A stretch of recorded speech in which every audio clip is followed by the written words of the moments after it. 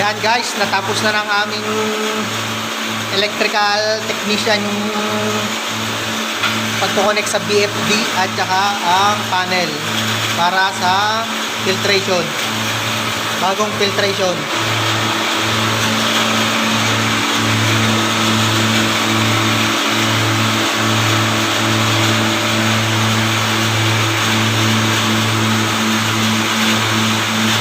Ngayon ay tinetesting na.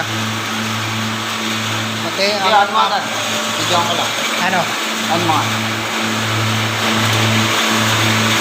Okay, goods, natakbo ang Patay dyan. BFD natin.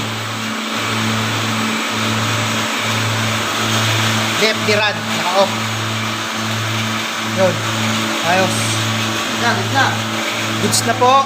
Ang inintay na lang is connection ng mga piping para sa grand opening sa Monday.